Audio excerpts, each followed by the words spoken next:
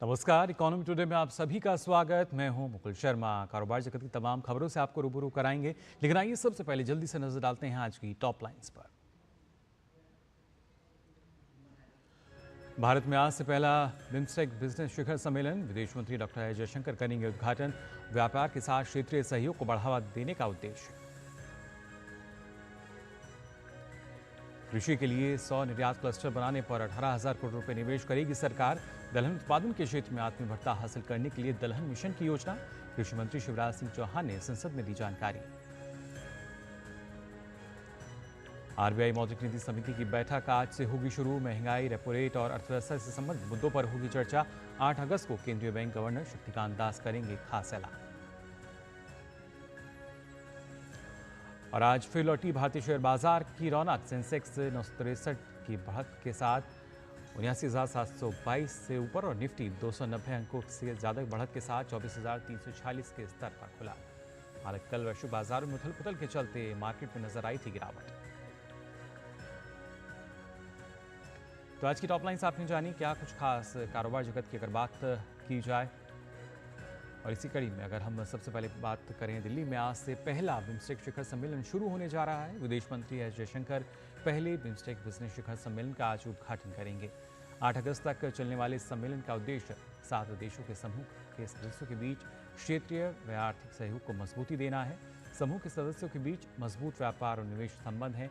शिखर सम्मेलन की मेजबानी भारतीय उद्योग परिसंघ यानी सीआईआई के सहयोग से विदेश मंत्रालय करेगा।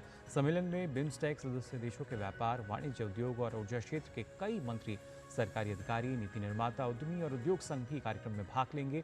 आर्थिक सहयोग को सुविधाजनक बनाने और व्यापार सुविधा, क्षेत्रीय कनेक्टिविटी, ऊर्जा सुरक्षा, समावेशी विकास और सतत विकास जैसे मुद्दों पर इस दौरान चर्चा की जाएगी।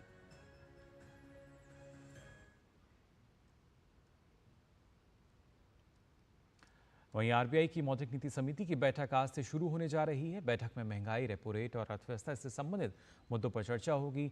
मीटिंग पूरी होने के बाद 8 अगस्त को RBI governor Shaktikanta Das committee के फैसले की घोषणा करेंगे। अनुमान है कि आरबीआई की 6 सदस्यीय मौद्रिक नीति समिति लगातार 9वीं नीति समीक्षा में रेपो रेट पर यथास्थिति बरकरार रख सकती है। आपको बता दें कि मई 2022 से फरवरी 2023 के बीच रेपो दर 250 आधार अंक बढ़ाकर 6.5% किए जाने के बाद से एमसीपी ने पिछली 8 नीति समीक्षा बैठकों में रेपो रेट में किसी भी तरह का कोई बदलाव नहीं किया है।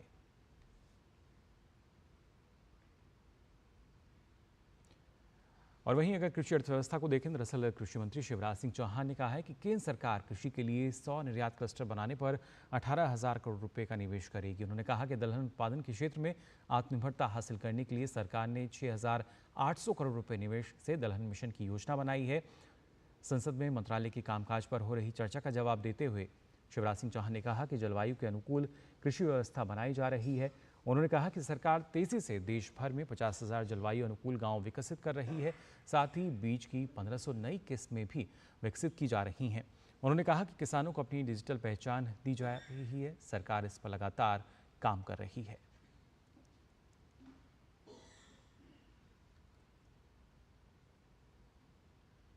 और बात देश की अर्थव्यवस्था की, जो यहाँ भारत की लगातार बढ़ती अर्थव्यवस्था को लेकर सकारात्मक रिपोर्ट्स का सिलसिला जारी है। फाइनेंशियल कंसल्टेंसी और ऑडिट सर्विस देने वाली कंपनी डिलॉयट इंडिया ने कहा है कि मजबूत आर्थिक बुनियादी ढांचे और घरेलू नीति सुधार में निरंतरता से चालू वित्त वर्ष में भारत की अर्थव्यवस्था 7 से 7.2% की दर से बढ़ने की उम्मीद है। डिलॉयट के रिपोर्ट के अनुसार केंद्रीय बजट 2024 और 25 की कई पहलों से आपूर्ति पक्ष की मांग में सुधार, मुद्रास्फीति पर अंकुश लगाने और विशेष रूप से ग्रामीण क्षेत्रों में उपभोक्ता खर्च को बढ़ावा देने में मदद मिलेगी। डिलॉयट इंडिया के अर्थशास्त्री रुमकी मजूमदार ने कहा है कि वर्ष के पहले 6 महीनों में अनिश्चितता के दौर के बाद भारत दूसरी छमाही में मजबूत वृद्धि दर्ज करेगा। अगस्त महीने की भारत इकोनॉमिक आउटलुक रिपोर्ट में कहा गया है कि 2024 और 25 में जीडीपी की वृद्धि दर 7% से 7.2% के बीच रहेगी। शहरी ग्रामीण उपभोक्ता व्यय अंतर, मुद्रास्फीति और रोजगार संबंधी चिंताओं से प्रभावी ढंग से निपटने से महत्वाकांक्षी ग्रामीण उपभोक्ताओं की सामर्थ्य में उल्लेखनीय वृद्धि हो सकती है। आपको बता दें कि बजट 2024 और 25 में कृषि उत्पादकता में सुधार, युवाओं के लिए रोजगार सृजन, विनिर्माण और एमएसएमई के लिए वित्त तक पहुंच की चुनौती का समाधान करने की दिशा में सरकार ने पहल की। तो खास तौर से प्रयास यही है कि और ज़्यादा जो अर्थव्यवस्था है उसको कैसे मजबूती मिले।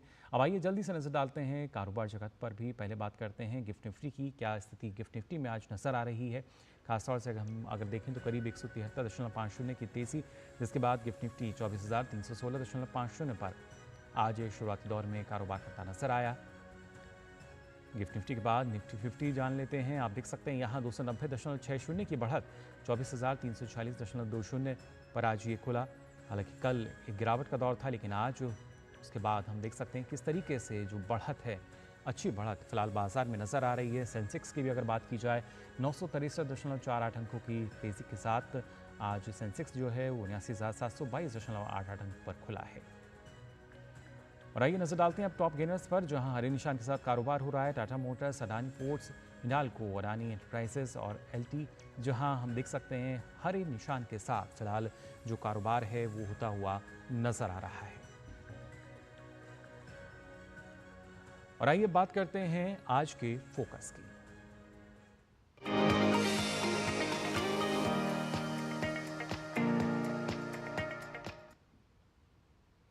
किसी भी देश के लिए विकास के प्रमुख पैमानों में रोजगार बड़ी भूमिका निभाता है। विश्व में सबसे तेजी से उभर रही भारतीय अर्थव्यवस्था को रोजगार सृजन के जरिए और मजबूती मिल रही है।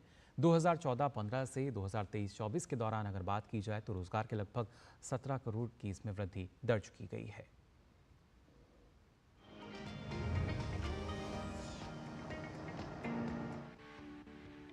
देश में पिछले एक दशक में सार्वजनिक और निजी दोनों क्षेत्रों में बड़े पैमाने पर रोजगार के अवसरों को बढ़ावा मिला है।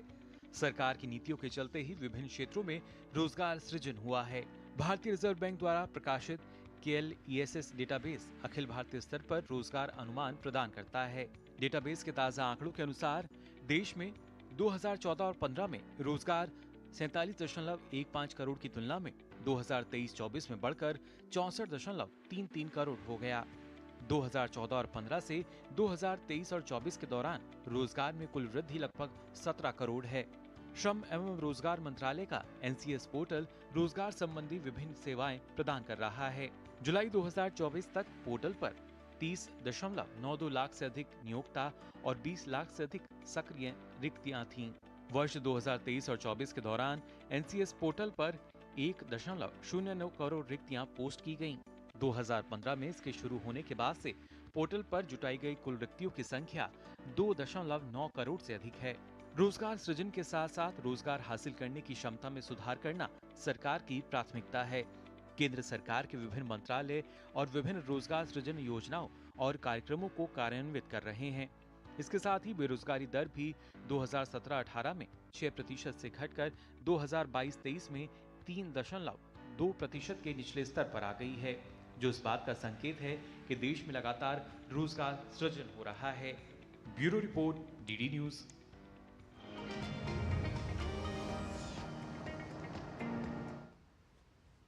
तो देश में जब विकास की बानगी की हम बात करते हैं, उसमें अगर लगातार रोजगार बढ़ रहा है, उसके अवसर बढ़ रहे हैं, तो ये भी उनमें से एक माना जाता है।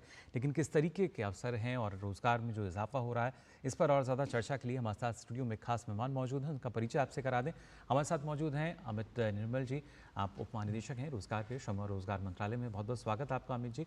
सबसे पहले जानना चाहेंगे किस तरीके से अगर 2013-14 के मुकाबले हम देखते हैं, 14-15 के मुकाबले देखते हैं, कितना इजाफा जो है वो अब तक दर्ज किया गया है, जो ताज़ा आंकड़े आए हैं? देखिए, हमारे देश में जो रोज़गार बेरोज़गारी के आंकड़े आते हैं वो पीरियोडिक लेबर फोर्स सर्वे जो ministry of statistics and programme implementation करता है, सबसे पहले तो उस सर्वे से आंकड़े आते हैं जी। और उस सर्वे के जो आंकड़े हैं वो एक्चुअली सर्वे 2017-18 से शुरू हुआ था। तो 17-18 से अगर हम देखें तो रोज़गार के क्षेत्र में बड़ी प्रगति हुई है जी। रोज़गार के क्षेत्र में पिछले 17-18 से 22-23 तक का जो डेटा हमारे पास अवेलेबल है उसमें 10% की बढ़ोतरी रोज़गार में हुई है। और अगर अनएम्प्लॉयमेंट की बात करें तो अनएम्प्लॉयमेंट 6% जो 17-18 में था वो अब 22-23 में आके 3.2% हो गया है जी। तो इस तरीके से रोज़गार भी बढ़ा है और बेरोज़गारी कम हुई इस पर पीरियोडिक लेबर फोर्स रिपोर्ट जी। लेकिन अगर क्लेम्स की बात करें जो RBI का डेटा है, ये 1980 से ये डेटा प्रकाशित है और इसके अंदर भी पीरियोडिक लेबर फोर्स सर्वे से डेटा लेकर एस्टिमेट किया जाता है कि कितना एम्प्लॉयमेंट हमारी कंट्री में है, नंबर, क्योंकि पीरियोडिक लेबर फोर्स सर्वे रेशो देता है और आरबीआई हमें नंबर देता है जी। तो आरबीआई का डेटा ये बताता है कि 14-15 से अगर कंपेयर करें 23-24 तक, तो तकरीबन 17 करोड़ एम्प्लॉयमेंट अपॉर्चुनिटी जनरेट हुई है हमारी कंट्री में इस पीरियड के दौरान। जी बिल्कुल, और खासतौर से जैसा आपने कहा कि जो बेरोजगारी में एक बड़ी गिरावट जो आई है, उस बात का सीधा संकेत है कि रोजगार के अवसर बढ़ रहे हैं। लेकिन अगर बात की जाए जिस तरीके से श्रम और रोजगार मंत्रालय का जो एक पोर्टल है, उसके ज़रिए भी हम देखते हैं, उस पर भी लगातार जानकारी दी जाती है कितनी रिक्तियाँ हैं, तो वहाँ भी कहीं ना कहीं जो अवसर कितने हैं, रोजगार किसकी जानकारी मिलती है? बिल्कुल मिलती है। ये जो हमारा नेशनल करियर सर्विस पोर्टल है श्रम और रोजगार मंत्रालय का, ये 2015 में माननीय प्रधानमंत्री द्वारा लॉन्च किया गया था। और इस पोर्टल पे अगर पिछले 2015 से देखें तो 3 करोड़ से ज़्यादा वैकेंसीज आई हैं, लेकिन इसमें से 1 करोड़ से ज़्यादा वैकेंसी तो पिछले साल 23-24 में ही आई है। तो वैकेंसीज की बढ़ोतरी हो रही है, हर महीने 14-15 लाख वैकेंसीज आती हैं और 30 जुलाई को तो पोर्टल ने 20 लाख एक्टिव वैकेंसीज भी टच किया। मतलब एक्टिव वैकेंसीज मतलब जिन वैकेंसीज पे जॉब सीकर अप्लाई कर सकता है उस वक्त, क्योंकि वो कुछ टाइम बाद एम्प्लॉयर वैकेंसीज क्लोज कर देता है जब उसकी वैकेंसी बढ़ जाती है या उसको ज़रूरत नहीं होती। तो इस तरीके से देखें तो एनसीएस पोर्टल पे भी वैकेंसीज बहुत आ रही हैं, खासकर फाइनेंस और इंश्योरेंस सेक्टर में सबसे ज़्यादा वैकेंसीज आ रही हैं। तो एम्प्लॉयर्स की डिमांड लगातार बढ़ रही है, जॉब्स लगातार बढ़ रहे हैं और उतने, अगर आप 23-24 का ही डेटा अगर मैं एनसीएस का बताऊं तो जहां 1 करोड़ से ज़्यादा वैकेंसीज आई थी, वहां जॉब सीकर केवल 93 लाख ही आए थे। तो जॉब सीकर कम थे, वैकेंसीज ज़्यादा थी। तो ये सिचुएशन अगर आप किसी भी एम्प्लॉयर से भी बात करें तो सब यही कहेंगे कि उनके पास बहुत वैकेंसीज हैं, उन्हें काम करने के लिए लोग ही नहीं मिल रहे हैं। और इसके साथ साथ अमित जी, क्या यही वजह है कि जो सरकार की प्राथमिकता है वो ना सिर्फ रोजगार सृजन, बल्कि उसके साथ साथ रोजगार हासिल करने की जो क्षमता है उसको बढ़ाना भी है? बिल्कुल, और इसी क्षेत्र में जैसे एनसीएस पोर्टल काम कर रहा है, और एनसीएस पोर्टल केवल अपने आप में अकेला पोर्टल ही नहीं है, ये सारे स्टेट्स के साथ भी कनेक्टेड है। तो अभी आज की डेट में हमारे पास 28 स्टेट के पोर्टल्स भी एनसीएस से कनेक्टेड हैं। प्राइवेट पोर्टल्स जो आते हैं, नौकरी, मॉन्स्टर, इनसे भी कईयों से हमारा इंटरलिंकिंग है। स्किल पोर्टल से हमारा इंटरलिंकिंग है। तो इन सब पोर्टल्स को जोड़ के सरकार कोशिश कर रही है कि जो जॉब सीकर्स हैं उनके लिए एम्प्लॉयमेंट ढूंढना और आसान बनाएं, एम्प्लॉयबिलिटी एनहेंस करें ताकि उनको अच्छा क्वालिटी रोज़गार मिल पाए। जी बिल्कुल, यानी उनकी जो क्षमता विकास है उस पर भी सरकार का फोकस है। लेकिन इसके साथ साथ जो अलग अलग पैरामीटर्स की हम बात करते हैं, ईपीएफओ के ज़रिए भी हम देखते हैं किस तरीके से ज़्यादा सब्सक्राइबर उसमें जुड़ रहे हैं, एनपीएस के ज़रिए भी जुड़ रहे हैं। तो कहीं ना कहीं जो अलग अलग जो अवसर आ रहे हैं, किस तरीके से, क्या अलग अलग अगर क्षेत्रों की हम बात कर पाएँ कि, और जो आयु वर्ग है वो कौन सा आयु वर्ग इससे ज़्यादा लाभान्वित हो रहा है? सबसे ज़्यादा लाभान्वित तो देखिए युवा ही हो रहे हैं, जो 18 साल से और 24 साल या 29 साल की एज के बीच में आ रहे हैं। क्योंकि मोस्टली जो जॉब्स आते हैं, एनसीएस पे भी हम देखते हैं, डेटा दिखाता है कि जो मोस्टली जॉब्स आते हैं वो फ्रेशर्स की डिमांड कर रहे हैं, जो एकदम फ्रेश निकल के आ रहे हैं कॉलेज से, यूनिवर्सिटी से, इनकी डिमांड सबसे ज़्यादा हो रही है। और इन्हीं के लिए इतनी जो वैकेंसीज आती हैं वो खासकर मैं जैसे मैंने बताया फाइनेंस एंड इंश्योरेंस सेक्टर है, इवन सॉफ्टवेयर सेक्टर है, और ऐसे करीब मैन्युफैक्चरिंग में है। तो इन सेक्टर्स में काफ़ी वैकेंसीज युवाओं के लिए एनसीएस पोर्टल पर आ रही है। जी बिल्कुल, तो किस तरीके से देखिए लगातार रोजगार सृजन हो रहा है। लेकिन इस बीच एक बड़ी खबर आ रही है, वो अपने दर्शकों को बता दें। दरअसल सरकार ने सर्वदलीय बैठक बुलाई है। आपको बता दें इस वक्त की बड़ी खबर, सरकार की तरफ से जो सर्वदलीय बैठक है वो बुलाई गई है। दरअसल बांग्लादेश के हालात के मद्देनज़र माना जा रहा है कि जो बैठक है बुलाई गई है, और संसद भवन परिसर में करीब 10 बजे, यानी अब से कुछ देर बाद ये बैठक बुलाई गई है। तो इस वक्त की बड़ी खबर आपको बता रहे हैं, सरकार की तरफ से सर्वदलीय बैठक जो है वो बुलाई गई है करीब 10 बजे। और इस पर और ज़्यादा जानकारी के लिए आइए रुक लेते हैं, हमारे संवाददाता शैलेंद्र मिश्र हमारे साथ जुड़ चुके हैं। शैलेंद्र, क्या ताज़ा जानकारी, सरकार की तरफ से सर्वदलीय बैठक बुलाई गई है अब से कुछ देर बाद? कल से इस बात की चर्चा थी कि सरकार बांग्लादेश में जो हालात है उसके मद्देनजर सर्वदलीय बैठक बुला सकती है और उसमें विचार विमर्श हो सकता है। विदेश मंत्री एस जयशंकर जो तमाम जो दल है, उनके जो नेता हैं, उनको एक ब्रीफिंग या जानकारी दे सकते हैं औपचारिक तौर पर कि क्या कुछ हुआ था और उसमें हम जानते हैं कि एक ऐसा मुद्दा है इसमें सभी दलों के बीच एक जानकारी देना भी जरूरी है और उसको लेकर ये बैठक बुलाई गई है। सरकार की तरफ से, सत्ता पक्ष की तरफ से रक्षा मंत्री राजनाथ सिंह, गृह मंत्री अमित शाह, विदेश मंत्री एस जयशंकर और संसदीय कार्य मंत्री किरण रिजिजू इस बैठक में मौजूद रह सकते हैं। संसदीय कार्य राज्य मंत्री एल मुरुगन भी हो सकता है इस बैठक में मौजूद रहे। वहीं विभिन्न दलों के जो नेता हैं वो इस बैठक में मौजूद रह सकते हैं। संसद भवन परिसर में ही ये बैठक होगी 10 बजे।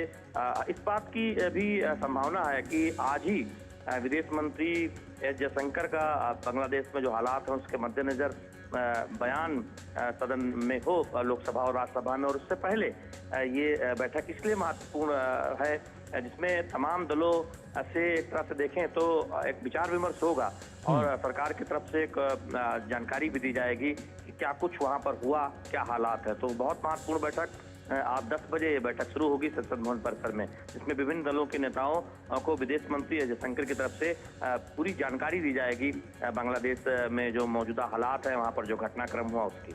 जी बिल्कुल शैलेंद्र, और कहीं ना कहीं एक तरीके से जो भारत का रवैया है, जो स्थिति है, वो और स्पष्ट हो पाएगी इस बैठक के बाद।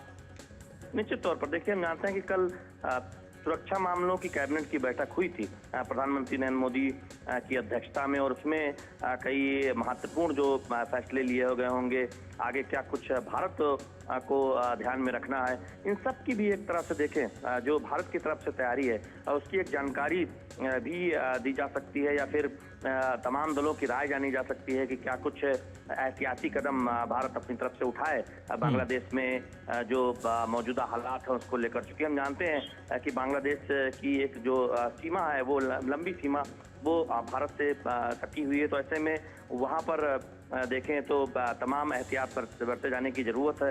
तो निश्चित तौर पर उस लिहाज से बैठक महत्वपूर्ण हो जाती है कि कल सीसीएस की बैठक हुई प्रधानमंत्री नरेंद्र मोदी की अध्यक्षता में, हम सबने देखा, और बांग्लादेश में जो हालात हैं उसके मद्देनजर महत्वपूर्ण जो कदम उठाए जाने उस पर चर्चा हुई। और अब ये ऐसी संभावना है कि संसद में विदेश मंत्री एस जयशंकर इस बात की पूरी जानकारी देश को दे सकते हैं संसद के जरिए। उससे पहले ये बैठक महत्वपूर्ण है जिसमें सभी दलों की एक राय भी ली जाएगी और उनको एक तरह से ब्रीफिंग भी दी जाएगी जो बांग्लादेश में पूरे घटनाक्रम की अभी तक जो कुछ हुआ है।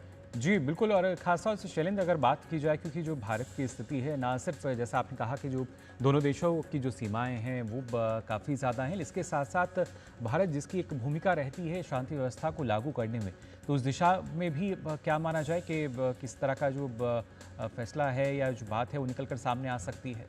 कि देखिए, जब भी कोई इस तरह का महत्वपूर्ण विषय होता है जिसमें पड़ोसी देशों में कोई अप्रत्याशित घटनाक्रम होता है या फिर कोई ऐसी वहाँ पर कोई घटना घटती है और जिसको लेकर एक तरह से देखें कि एक सर्वदलीय बैठक की जरूरत होती है कि भारत से एक तरफ से देखें सभी जो दल हैं वो आपस में मिल बैठकर वो एक राय बनाकर जो भी कदम उठाए जाने हैं, एहतियाती कदम हो या फिर जो सुरक्षा को लेकर जो कदम हो वो उठाए जाने हो, उसमें सभी दलों को विश्वास में लेकर कदम उठाए जाने की जरूरत होती है। खासतौर पर ऐसे मामलों में जिसमें हम देखते हैं कि विदेश नीति बहुत महत्वपूर्ण होती है, तो इसलिए ये बैठक महत्वपूर्ण है कि सभी दलों के नेताओं से उनकी भी एक राय जानी जा सकती है और उनको औपचारिक तौर पर ब्रीफिंग भी दी जा सकती है। और चूंकि संसद में बयान संभावित है, ऐसी मीडिया में चर्चा है कि विदेश मंत्री एस जयशंकर आज संसद में बयान भी दे सकते हैं, तो इस मद्देनजर ये सर्वदलीय बैठक है। चूंकि बहुत देखें तो संवेदनशील मुद्दा है, जब हमारे पड़ोसी देश में इस तरह की अस्थिरता देखने को मिली है। हमने देखा है कि शेख हसीना को बांग्लादेश छोड़ना पड़ा है और अब हम जानते हैं कि उसके बाद क्या कुछ एक तरह से देखें भारत अपने तौर पर कदम उठा सकता है, क्योंकि एक लंबी सीमा जैसा कि हमने पहले ही जिक्र किया कि वो बांग्लादेश से मिलती है और जो एहतियाती कदम उठाए जाने की जरूरत है उन सब पर जो एक ब्रीफिंग हो सकती है। जो कि हम जानते हैं कि भारत और बांग्लादेश का जो संबंध है वो बहुत महत्वपूर्ण रहे हैं, बहुत मजबूत रहे हैं।